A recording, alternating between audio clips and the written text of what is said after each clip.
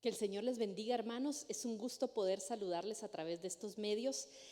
Quisiera pedirles que ustedes puedan disponer su corazón ahí en su casa, que puedan buscar ese tiempo, que quiten las interrupciones, que usted pueda acomodarse de tal manera que podamos escuchar la palabra del Señor y saber qué es lo que Dios trae hoy para nuestras vidas. Así que le pido que me acompañe a orar. Padre, en el nombre de Jesús, te damos gracias, Señor bendito, en este día por tu bondad, por esa misericordia, papito lindo. Gracias, Señor, por la oportunidad de poder acercarnos a través de estos medios, Señor, hacia las casas y los hogares de nuestros hermanos, papito lindo. En el nombre de Jesús, yo te pido, Señor, que tú puedas traer la unción, Señor, esa revelación, Señor, ese conocimiento, Padre, esa sabiduría, Padre bendito, para poder, Señor, comprender tu palabra, Señor, y lo que tú quieres darnos en este día, papito lindo. En el nombre de Jesús te bendecimos y te damos gracias desde ya por lo que tú harás, Padre bendito. Amén y amén. Bueno, fíjese, hermano, que quiero contarle que en estos días pues he estado revisando un poquito acerca de los tiempos que se están viviendo y de cómo la palabra del Señor se va cumpliendo tan perfectamente en estos tiempos. Y al final la misma palabra nos enseña que nosotros debemos ser conocedores de los tiempos, hermano. Debemos de saber en qué momento de nuestra vida nosotros estamos viviendo, pero no solo eso, sino también el saber en qué momento a nivel tierra, a nivel espiritual estamos desenvolviéndonos. Porque si nosotros nos podemos saber, hay muchas actividades, muchas situaciones que van marcando estos tiempos. Así que yo le pido que me acompañe al libro de Mateo, al Evangelio de Mateo, capítulo 24 y verso 12. Y dice la palabra: y debido al aumento y la iniquidad, el amor de muchos se enfriará. Pero yo resalté aquí 3 palabras, que es el amor, muchos y enfriar. ¿Y por qué resalté estas 3 palabras? Porque quiero que le hagamos un enfoque y que usted me permita verlo de esta manera. Si nosotros vemos acá que la palabra dice el amor de los muchos, entonces aquí nos está describiendo el amor de quienes es el que se va a enfriar. Y cuando usted ve la palabra muchos, a mí me lleva inmediatamente en el capítulo 22 siempre del Evangelio según Mateo, cuando empieza ahí una parábola a describirse de un padre que quiere celebrar la boda de su hijo. Pero hay algo bien impactante que yo veo y que se adapta perfectamente a estos tiempos. Y yo voy a leerle de ese capítulo 22 de Mateo, el verso número 3. Y dice: el rey envió a sus sirvientes para que llamaran a los invitados de la fiesta.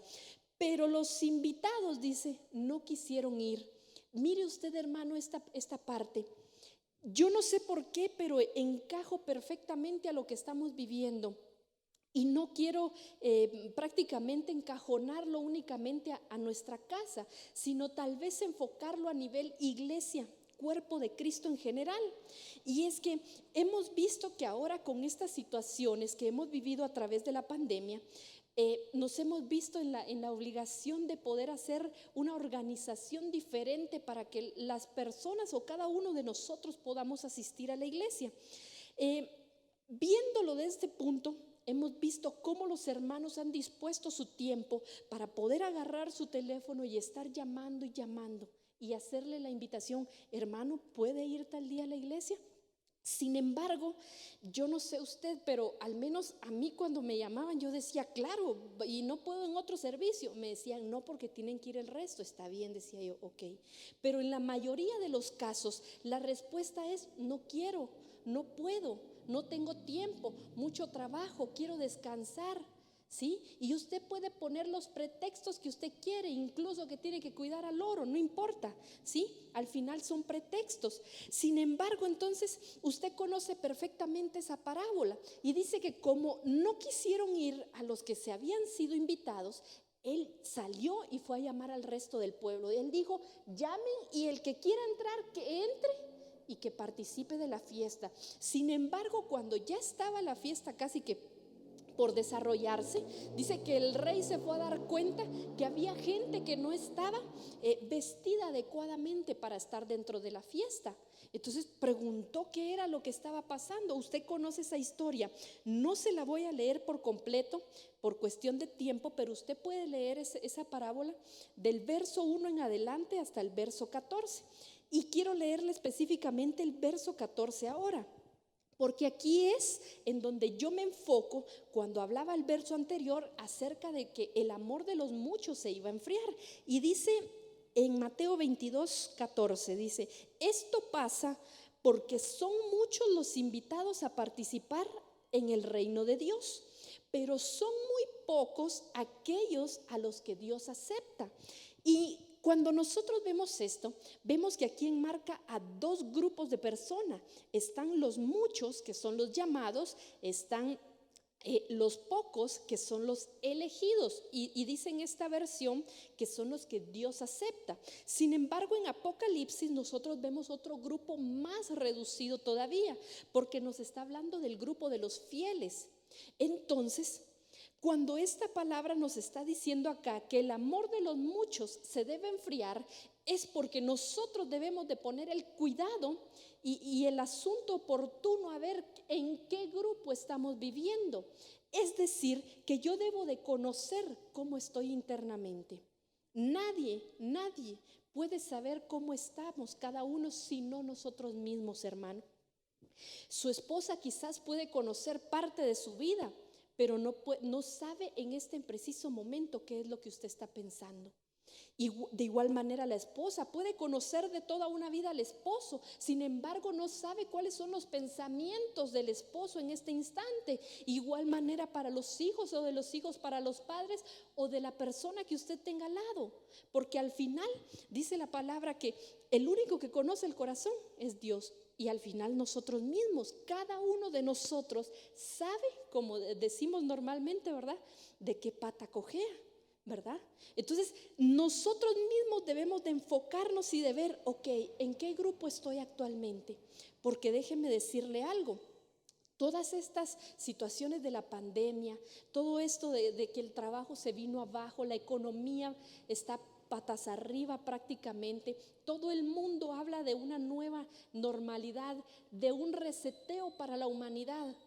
Pero ahí en medio de eso yo debo decir, ok, con toda esta situación, ¿qué tanto ha afectado a mi vida y en qué grupo entonces yo me encuentro? ¿Sí? Porque puedo decirlo yo y puedo quizás, si usted me permite verlo de esta manera, enfocarlo a la iglesia. Dentro de la iglesia puede haber mucha gente y ahí van a estar los muchos, pero es aquella gente que llega solo cuando hay alguna actividad especial, ¿sí? Entonces se llena la iglesia y no hay lugar para nadie más. Ahora ya no se puede, ¿sí? Pero enfoquémoslo en ese tiempo de la iglesia, ¿sí? Entonces ahí está toda esa gente en esas actividades especiales. Esos son los muchos, porque quizás les gusta o medio le agrada el que va a predicar y entonces llegan, a veces ni siquiera sin haber aceptado al Señor, porque al final, como dice la palabra, muchos son los invitados a participar del reino de Dios, ¿sí? Pero son pocos a los que Dios acepta. Entonces ese otro grupo pequeño de los pocos puede ser aquellos hermanos que pues por lo menos ya aplauden, medio danzan, pero solo hasta ahí, y voy un servicio nada más, porque el resto tengo tanto que hacer o que aburrido o más de alguna excusa, ¿sí? Pero si nosotros enfocamos al otro grupo de los fieles, nosotros podemos decir que esos fieles son los que en su casa buscan en la palabra, buscan la presencia, el rostro de Dios, lo buscan a través de oración, que a pesar de que las cargas laborales se han sido duplicadas en este tiempo, buscan su espacio aún de madrugada para poder decir: es mi tiempo de intimidad con Dios. Ese es el grupo de los fieles, es el grupo de aquellas personas que están esperando ansiosamente la venida del Señor y que no ponen sus ojos en el resto de los que están alrededor, ¿sí?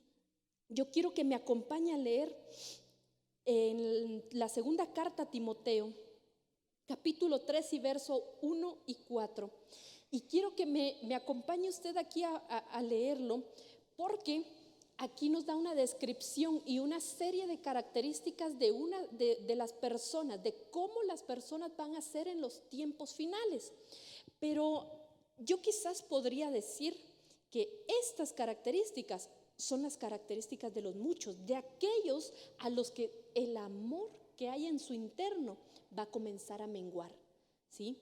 Y yo le decía al final, en estos días pues había estado revisando mis apuntes y mi línea escatológica que yo tengo, y yo veía cómo en estos precisos momentos empieza un crecimiento, pero es increíble. Va una línea quizás así sistemática, creciendo, ¿verdad? Poco a poco, pero llega un momento en el que hay una subida hacia una creciente para que el amor empiece a enfriarse, hermano. Y ese es este tiempo en el que estamos viviendo. Así que acompáñenme a leer lo que dice ahí en la segunda carta a Timoteo. Dice: pero debes saber esto, que en los últimos días vendrán tiempos difíciles, porque los hombres serán amadores de sí mismos, avaros, jactanciosos, soberbios, blasfemos, desobedientes a los padres, ingratos, irreverentes, sin amor implacable, calumniadores, desenfrenados, salvajes, aborrecedores de lo bueno, traidores. Mire, y continúa usted ahí, puede continuar leyendo hasta el verso 4, las características que da. Y a mí me gustaría enfocarme prácticamente en el verso 3, porque habla de personas sin un afecto natural, sin amor, ¿sí?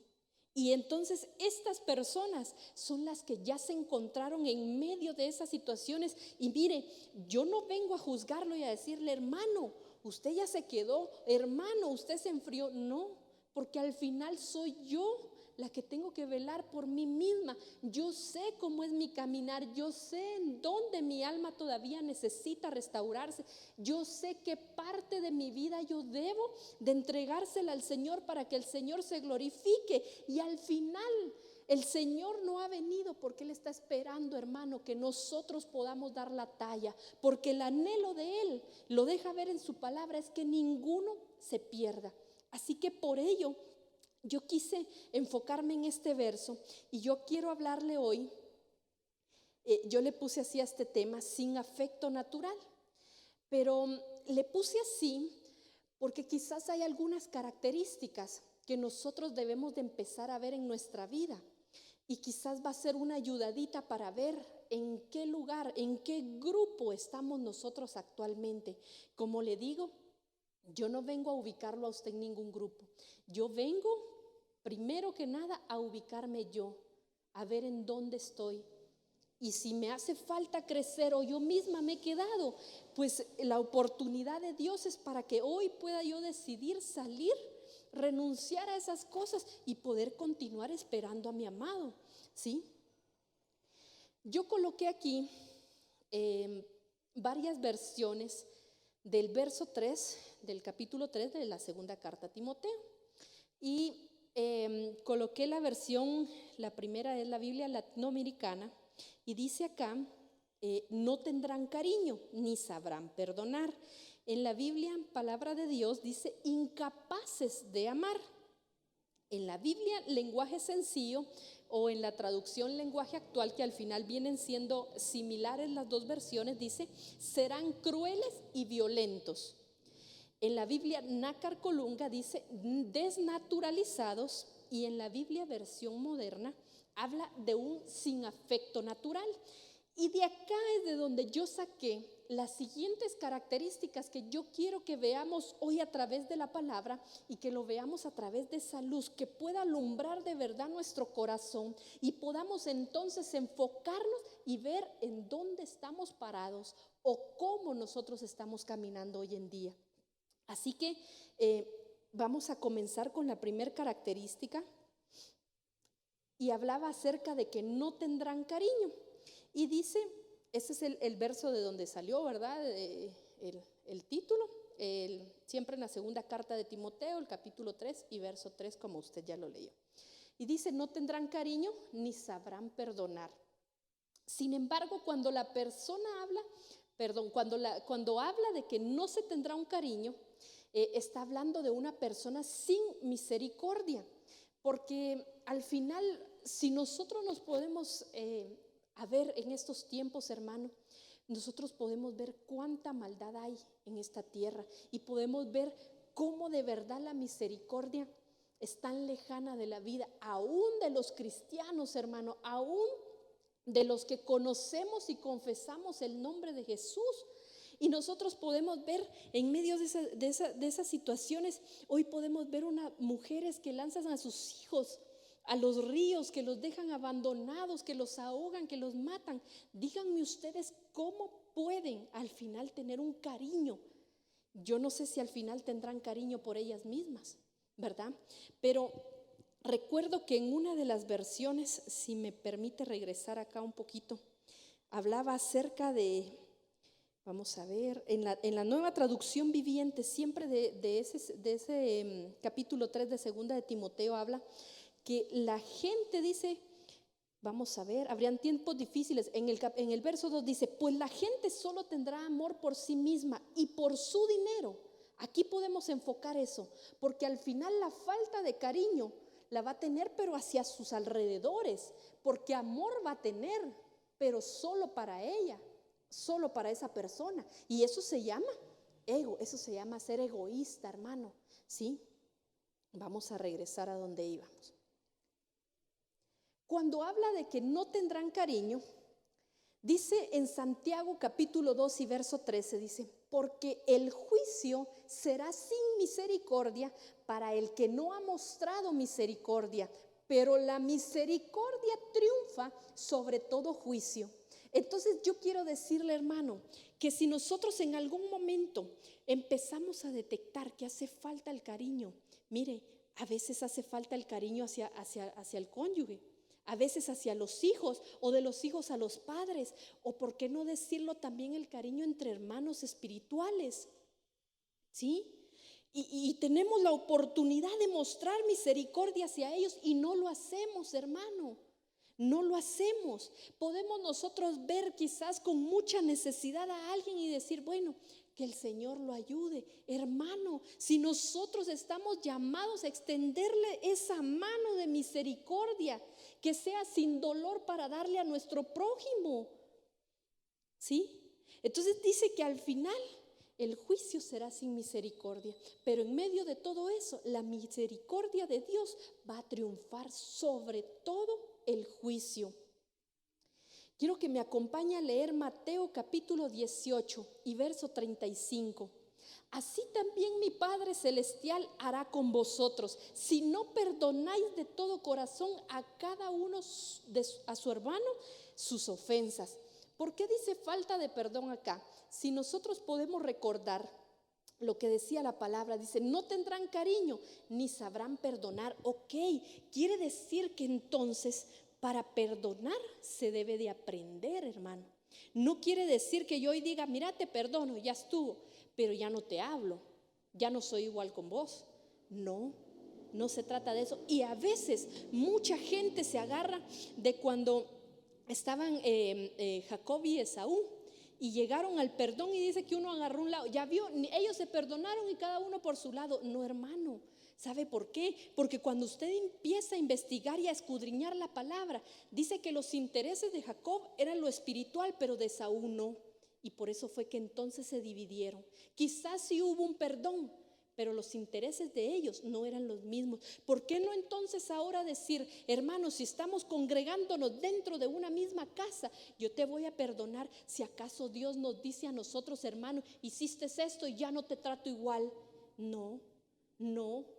Gracias a Dios que Él no es como nosotros, hermano, porque al final Él nos lleva y nos dice, arrepiéntete, apártate del pecado y vas a alcanzar misericordia. Y ahí está el Señor esperando a que nosotros confesemos en lo que nos hemos confundido o el pecado, para poder perdonarnos y volvernos a acercar y devolvernos los derechos de hijo.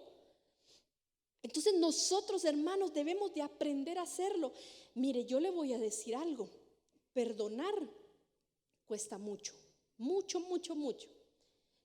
Lo puedo decir por por situación propia, pero creo que en la mayoría de los casos, cuando más se aprecia, cuesta más perdonar.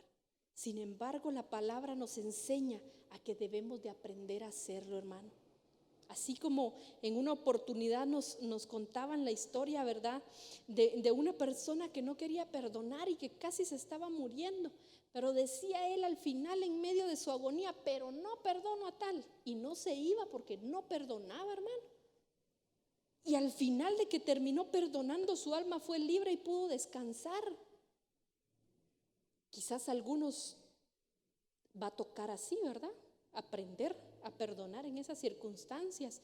Pero ¿por qué no aprender tal vez, hoy me hiciste esto, pero yo voy a tratar de perdonarte y de poder entonces buscar cómo poder renovar? Porque al final la palabra del Señor dice que debemos de vencer el mal con el bien, ¿sí? Entonces es de un esfuerzo, hermano. No va a ser fácil, la tarea no es fácil, pero al tiempo en el que estamos viviendo, hermano, es mejor que intentemos hacerlo, porque acá especifica: así también mi Padre Celestial hará con vosotros. Sí, con usted y conmigo, hermano. Si nosotros no perdonáis de todo corazón a cada uno de sus hermanos con sus ofensas, hermano, yo no quiero de verdad llegar a ese momento y que el Señor me diga: no perdonaste. Hermano, de verdad no lo quiero. Y yo sé que debo de esforzarme por vencer, incluso pedirle a Dios que me muestre en dónde se quedó esa falta de perdón, o en qué parte de mi vida se quedó fijado eso y yo no perdoné. Porque a veces arrastramos cosas, hermanos, del pasado, y a veces ni siquiera sabemos por qué actuamos de tal manera y decimos: uy, ese hermano tan ácido, dicen los patojos, ¿va? O tan frío, de una vez así, la pura sal, ¿va? O sea, nada dulce. Pero no sabemos al final cuál ha sido el trasfondo, hermano. No sabemos, y nosotros también a veces no sabemos de dónde actuamos de esa manera. Y necesitamos sumergirnos delante de la presencia del Señor, meternos ahí para que el Señor nos muestre. Yo hace unos días entendí algunas situaciones de algunas conductas que yo tengo, y me tocó retroceder un tiempo muy atrás. Y yo dije: bueno, al final, mire, reconocer también que uno tiene un error cuesta. Pero dije yo: esto es misericordia. Dios me está mostrando su amor y me está permitiendo ver en donde yo no estaba caminando bien. Entonces, ¿cómo voy a vencer yo? Si yo identifico que empieza a disminuir ese cariño, ese aprecio, ¿sí? Es cuando ya hay falta de perdón. ¿Cómo puedo vencerlo? Aprendiendo a perdonar. No va a ser de un día para otro, es cierto, pero se puede empezar. Yo coloqué en la segunda característica: incapaces de amar. Dice en Juan 3:16: porque de tal manera amó Dios al mundo que dio a su Hijo unigénito, para que todo aquel que en él cree no se pierda, mas tenga vida eterna. Y yo quiero enfocarlo de esta manera. Acá dice que Dios amó de una forma quizás inimaginable, que dio a su Hijo. Quiere decir entonces que cuando una persona es incapaz de amar, no puede extender su mano para dar. Sí, hermano, el que no ama no puede dar. Así es la realidad. ¿Por qué para usted, hermano, que es esposo, le es tan fácil, bueno, en algunos casos, ¿verdad?, le es tan fácil el poder llevarle algo a su esposa y agradarle? Porque la ama. ¿O por qué es tan fácil ceder cuando su hijo le dice: papi, quiero esto? Porque lo ama. Pero nosotros podemos empezar a ver si tenemos una incapacidad de amar. Ojo, puede ser que usted ame a su esposa, que ame a sus hijos, pero no sé si ama al que no le ha hecho bien, a su enemigo. Y al final la Biblia nos llama a amar aún a nuestros enemigos, ¿sí? Entonces podemos ver ahí. ¿Cómo puedo ver yo de esa forma? Cuando sé: ay, hoy sí me va a doler doler extender mi mano para la ofrenda. Hoy sí me va a doler dar mi diezmo. Ojo, si usted ya lo empezó a identificar, hermano, préstele atención a lo que usted mismo está haciendo, porque hay un indicador que el amor en usted se empieza a enfriar y empieza a ser incapaz de amar. Va a llegar un momento, hermano, en que usted ya no va a tener la capacidad ni amarse usted mismo, ¿sí? Pero este es el tiempo oportuno para que podamos identificar eso y podamos ponerle un alto. ¿Cómo voy a contrarrestar yo esto? Hermano, dando. No le estoy diciendo que me venga a dar a mí, le estoy diciendo que usted extienda su mano. Si usted tiene la oportunidad de hacerle bien a alguien, llame al pastor y dígale, mire, fíjese que quiero hacer esto, ¿puedo darle una ayuda a tal persona? Ya él indicará, porque él es el que conoce al final el estado de cada una de las ovejas, y le va a decir, sí, hacelo o no lo hagas, ¿verdad? Entonces, hermano, animémonos a ir más allá, a poder extender. ¿Y por qué no decirlo de esta forma? Algunos preparaban su sobre únicamente con sus diezmos, pero ¿por qué no dar también una parte? Porque usted le está dando lo que le pertenece al Señor, pero ¿por qué no darle algo de lo que el Señor ya le dejó para usted, hermano? De poder disponerse. Mire, usted va a sanar su corazón ahí. Eso va a ser ese antídoto para que usted empiece a cerrar la puerta al amor al dinero y empiece usted a cerrar también la puerta a ese enfriamiento del amor. Acompáñeme a leer Marcos capítulo 12 y verso 30. Dice, y amarás al Señor tu Dios con todo tu corazón, con toda tu alma y con toda tu mente y con todas tus fuerzas. Este es el principal mandamiento. Cuando nos habla de corazón, nos está hablando de nuestro espíritu, y cuando nos habla del alma, nos está hablando de los sentimientos humanos. Y la mente es el lugar en donde la capacidad creativa del hombre se da. Quiere decir que acá nos está quedando el cuerpo, ¿verdad? Pero al final el cuerpo, la carne, es movida por instinto, ¿sí? Si su pensamiento es voy a hacer tal cosa, su cuerpo va a obedecer y va a ir a hacer lo que su mente está pensando, ¿sí? Entonces, lo que nos está diciendo acá es que al final nosotros debemos disponer nuestro ser por completo para poder amarlo. Entonces yo acá también puedo empezar a identificar, ¿será que mi pensamiento en el corazón, en mi espíritu, es acerca del Señor, en buscarle, en estar, como dice la palabra, ¿verdad? Todos los días en sus atrios, en su casa? Ese es mi pensamiento. Eso es lo que mi espíritu anhela. O en mi alma, en mis sentimientos, ¿verdad? Porque a veces puedo decir voy a ir porque tal cosa, o voy a ver a tal persona, pero esos son sentimientos. Usted venga, usted disponga su tiempo, porque usted de verdad va a buscar amar al Señor, enamorarse más de lo que usted ya ama al Señor, ¿sí? Dice en 2 de Timoteo 3:5, teniendo apariencia de piedad, pero habiendo negado su poder, dice, a los tales evita. Quiere decir, hermano, que aquellos que van a tener quizás una apariencia de ser capaces de amar, porque al final, mire, hermano, yo no sé si usted se ha topado con gente que le dice, ay, hermanito, lo abraza, y atrás de usted, o al llegar a su casa, se sienta con su familia a cenar, a platicar del hermano. Y lo viste cómo iba vestido, y lo viste cómo llevaba tal cosa, y lo viste que no levantó las manos en la adoración, hermano. Y usted que estaba viendo, usted métase y deja de ver a los demás. A usted de verdad que le interese su vida personal, hermano. Pero entonces dice acá que teniendo esa apariencia de piedad, hermano, a los tales evita. Y nosotros tenemos la capacidad de discernir a través del Espíritu que nos ha sido dado, hermano, para poder discernir y decir, no, este solo es apariencia. Y Dios no está diciendo que lo desechemos, dice evítalo, no tengas comunión ahí.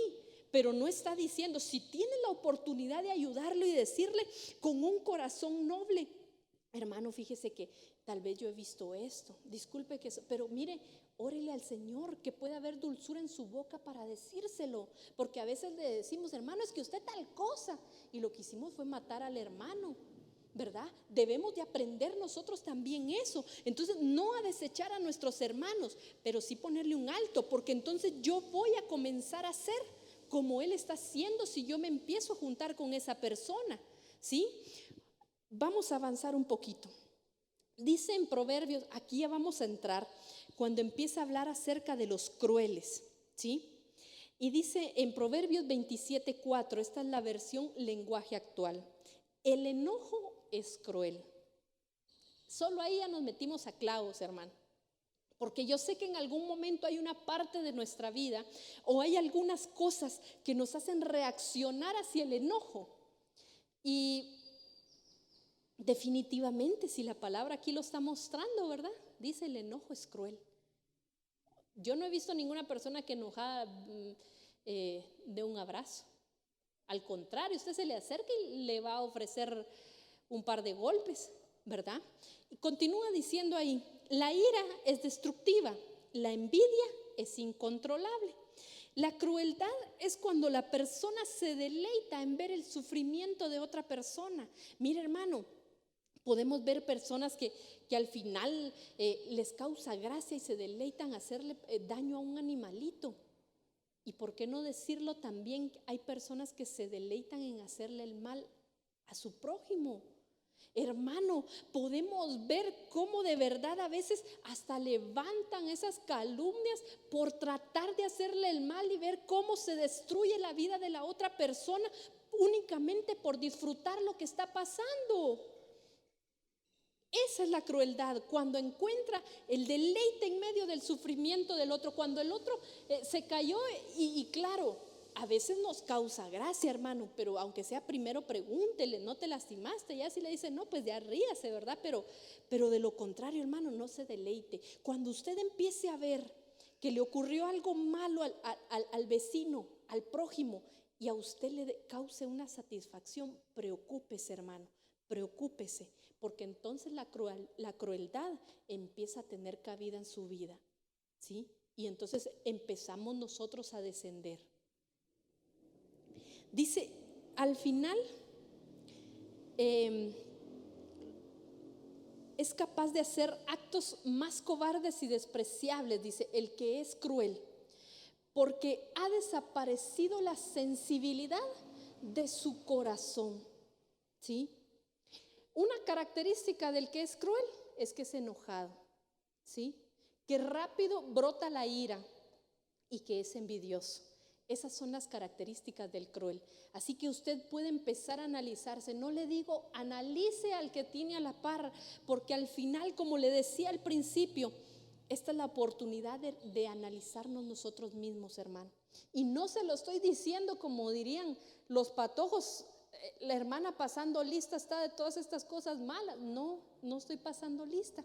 Y al final cada uno de nosotros de verdad necesitamos sentarnos, hermano, porque la palabra del Señor dice, el que crea estar firme, mire que no caiga. Yo no puedo decir en este tiempo, hermano, me he mantenido firme cuando yo sé que en algún momento mi fe ha decaído, cuando yo sé que en algún momento quizás he hecho alguna situación y me he equivocado, hermano. Pero es de valientes al final reconocer, porque la palabra del Señor dice, 7 veces cae el justo, pero vuelve a levantarse, hermano. Se levanta, se levanta. Esa es la capacidad de los fieles, hermano. Vamos a ir avanzando porque ya está corriendo un poquito el tiempo. Dice, Eclesiastés 7:9 dice, no te apresures en tu espíritu a enojarte, porque el enojo se anida en el seno de los necios. Ok, hablábamos que el enojo es una de las características de los crueles, pero quiere decir que el que es cruel también es necio. Y usted no ha visto, a veces se tiende a ver un poquito más en la juventud, pero a veces decimos solo los jóvenes y es mentira. A veces también habemos adultos con algunas necedades en nuestro corazón, ¿sí? Y podemos ver gente ya grande, madura, entrada en edad, hermano, con su corazón necio. Les dicen, mire, hermano, no se vaya por ahí quiero yo. Hermano, si le están diciendo no, es por algo. Más adelante usted va a encontrar un hoyo, se va a ir, algo le va a pasar, hermano. Escuche la instrucción que le dan. Préstele atención al consejo que le dan. Si al final no es por molestarlo, hermano. Y al final, si alguna persona lo hace por molestar y decirle algunos de sus errores, hermano, en vez de hacerle daño, le está haciendo bien, porque le está diciendo, mira tu caminar. En el ratito nos va a caer mal, pero es de prestarle atención, hermano. Entonces, el enojo está dentro de los necios, ¿sí? Entonces, empecemos a ver, hermano, si no hay de estas características en nosotros. Porque con más de alguna que se presente, eso es un indicador de que nuestro amor viene menguando, de que nos estamos metiendo en medio de ese grupo de los muchos, en donde corremos el riesgo de que nuestro amor se enfríe completamente. Vamos a avanzar otro poquito. Dice en Proverbios 22-24, no te asocies con el hombre iracundo, ni andes con el hombre violento, no sea que aprendas de sus maneras y tiendas lazo para tu vida. Yo no sé usted, pero yo lo que comprendo acá, hermano, es que quizás no va a ser usted iracundo, pero va a aprender algunas formas en las que cómo camina esa persona iracunda, y entonces lo que va a causar es un tropiezo para su vida, va a ser un lazo para su propia vida, hermano. Usted no tiene, mire, tantas veces que nos han dicho lo mismo. No nos juntemos, hermano. ¿Por qué hacemos amistad con los que no son cristianos y estamos escuchando vulgaridades? ¿Por qué estamos a la par de aquellos que están haciendo bromas en contra del presidente, de lo que usted quiera, en doble sentido, burlándose de la gente? Hermano, ¿por qué vamos a hacer amistad? Si qué comunión tiene la luz con las tinieblas, dice la palabra. Entonces apartémonos nosotros, hermano. Le van a llamar loco, aún su familia lo va a desechar, hermano. Pero hermano, ¿por qué se va a ir a meter al bautizo del biscanieto usted? No, hermano, aprendamos a caminar. Aunque nos quedemos solos aparentemente, hermano, hay uno que no nos va a abandonar. Hay uno que va a recompensar la fidelidad de nuestro corazón por buscar el bien y el agrado de Él, hermano. Y ese es Jesucristo, ese es Dios, el Dios en el cual nosotros creemos, hermano. Así que si usted ya identificó que empieza a juntarse o tiene alguna amistad con alguien que es iracundo, él es un cruel. Y puede hacer que esas costumbres o esas maneras de caminar empiecen en usted a replicarse. Así que, hermano, hay que prestar atención a ello. Esto es para que de verdad nosotros podamos meditar, hermano, y podamos ver cómo de verdad estamos caminando, hermano. Este es un tiempo de limpieza. Este es un tiempo que el Señor nos está extendiendo, hermanos, para que podamos dar la talla. Y si está escrito, es porque el Señor nos está diciendo, ahí te dejé de lo que tú tienes que cuidarte, de lo que tú tienes al final que deshacerte. Evita que salgan esas cosas en ti para que puedas caminar, hermanos. Si no, no vamos. ¿Usted cree que va el Señor a llevarse una novia con una vestidura de ira, de necedad, de enojo, de falta de cariño? ¿Usted cree que el Señor va a venir por una novia de esa manera? Que le haga desprecios, que le muestre crueldad, que le muestre, hermano. No, el Señor no va a venir por una iglesia de esa forma, ¿sí? Y por eso es que el Señor nos muestra su palabra en el tiempo oportuno. Dice el Salmo 73 y verso 3: porque tuve envidia de los arrogantes al ver la prosperidad de los impíos. Mire, hermano, la envidia, le dije que era una característica de la crueldad. Pero usted puede empezar a darse cuenta cuando inicia la envidia. Cuando usted empieza a ver que el hermanito que acaba de llegar a la iglesia, el Señor le ha dado más de lo que le ha dado a usted. aparentemente, hermano, pero usted no sabe cuánto tiempo ese hermano fue trabajado en lo secreto, cuántas lágrimas derramó en lo secreto para que hoy el Señor lo esté dando presurosamente quizás un privilegio o una oportunidad de un servicio, hermano. Usted desconoce cómo ha sido trabajado. Entonces, hermano, si usted empieza a tener esa pequeña cosita ahí de envidia, hermano, empiece a poner las barbas en remojo, como decimos. Empiece usted a prestarle atención a su vida. Cuando empiece a ver que el vecino, que quizás él es el más mundano o pecador que usted quiera del mundo, empieza a levantar su casa de 1, 2 niveles, 3 niveles, ya le hizo jacuzzi, le parquearon los Ferrari. Hermano, cuando empiece usted a ver eso, preste atención a su vida. Preste atención a su vida, porque ya hay un indicio de que su amor viene decayendo, ¿sí? El número 4 habla desnaturalizados. Es la cuarta característica que le menciono. Romanos 1:26. Por esta razón, Dios los entregó a sus pasiones degradantes, porque sus mujeres cambiaron la función natural por la que es contra la naturaleza. Y dice en el verso 28, siempre de ese capítulo 1 de Romanos: y como ellos no tuvieron a bien reconocer a Dios, Dios los entregó a una mente depravada para que hicieran las cosas que no convienen. Cuando habla la palabra de una persona desnaturalizada, se está refiriendo a los hombres que corrompieron el orden natural de las cosas para las que fueron hechas y su función nativa designada por Dios, hermano. Entonces podemos ver cómo en Romanos 1:26 dice: por esta razón Dios los entregó a pasiones degradantes, porque sus mujeres cambiaron esa función natural. Por eso es que habla la palabra, Señor, de esta manera, ¿sí? Pero no solo las mujeres, hermano, no solo los hombres. Tanto que vemos hoy que ya no es el orden natural de Dios, porque Dios estableció que el hombre dejara a sus padres, a su casa, y se uniera con una mujer, no con otro hombre, ni una mujer con una mujer, ¿sí? Y eso ya lo vemos, y lo vemos, hermano. Debemos de orar porque en medio de nuestro país no sean aprobadas esas leyes. Debemos de verdad, hermano, por amor a las próximas generaciones, por amor a aquellos que vienen atrás, hermano, debemos de prestarle atención a eso.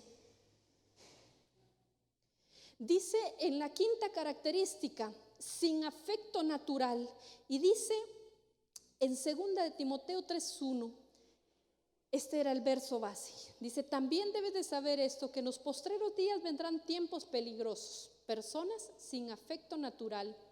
Cuando hablamos de sin afecto natural, hablamos de la palabra griega 794, que es la palabra astorgos, y quiere decir de corazón duro, ¿sí? Pero hace una referencia y la hace hacia los parientes, a los de su casa, pues, ¿sí? Entonces, cuando usted empieza a detectar, hermano, que de repente más de alguno de los hijos empieza a poner una resistencia hacia el cariño de mamá y papá, o aún hacia el cariño entre hermanos, ahí ya es de prestar atención, porque empieza a manifestarse, hermano, un corazón duro. ¿Hacia dónde? Hacia los parientes, ¿sí? Hemos visto, hermano, cómo ahora en estos tiempos padres han abandonado las responsabilidades hacia los hijos, con abandono físico, pero también con abandono económico, hermano. ¿Por qué va a andar el hijo o la esposa atrás del padre de familia para que le dé de comer a sus hijos? ¿O por qué la mamá va a estar, el papá, buscando a la mamá que venga a cuidar a sus hijos? No, hermano, esas son las características de esta gente que ha perdido el amor en su corazón, que ha dejado que la inmensidad de situaciones enfríen su amor, ¿sí? Hemos visto también cómo los hermanos ahora, hermano, demandándose, peleando en los juzgados, hermanos de sangre, por una herencia quizás, peleándose por la casa de 3x3, como dice nuestro pastor. Hermano, es de meditar, es de meditar. Sin embargo, yo creo que Dios nos hace llevar esta palabra para que cada uno, como le decía, podamos ver en dónde estamos parados, hermano. Cuando nosotros vemos esto de corazón duro, vemos que va ligado al rencor, también con la falta de perdón. Pero a veces ya no es solo que no perdoné, sino que ya tengo algo en contra de él. Ese es el rencor. Y dice en Eclesiastés 7:9, dice: si ya enojarse es malo, guardar rencor es peor. Imagínese usted, si solo enojarse, dice, ya es malo, ¿cuánto más daño le va a hacer el rencor a su vida? Hermano, a veces no podemos avanzar nosotros porque guardamos rencor hacia una persona. Quizás hay hermanos ya casados que todavía le guardan rencor a su padre porque no les dio su apellido, o porque nunca quiso hacerse a cargo, o porque nunca le dio ni le apoyó económicamente ni de ninguna forma. Hermano, pero él ya llegó a 50 años de casado y sigue en lo mismo. Yo sé que definitivamente es difícil, hermano, pero si aparece en la palabra es porque el Señor quiere en este día, hermano, quitarnos eso, o por lo menos iniciar el proceso para que sea revertido eso de donde nosotros mismos ya nos hemos sumergido o nos hemos metido, hermano. Quiero al final, ya casi para ir terminando, leerle este verso, porque en medio de todo esto, el punto central es el no tener amor o la falta de amor. ¿Hacia quiénes? Leímos hacia los parientes, los cercanos, también hacia el prójimo, la crueldad hacia cualquiera de nuestro alrededor. Vimos esa falta de cariño, ¿sí? Pero dice la palabra, en Ezequiel 11 y verso 19 dice: yo les daré un solo corazón y pondré un espíritu nuevo dentro de ellos. Y esta promesa, hermanos, es para nosotros. ¿Sabe por qué? Porque usted no tiene la culpa de haber sido dañado en su infancia, porque usted no tiene la culpa de lo que le ocurrió quizás en el pasado, pero sí tiene la responsabilidad de luchar porque ese corazón sea sanado y que no permanezca en esa frialdad, hermano, y que usted pueda llegar y encontrarse con el Señor.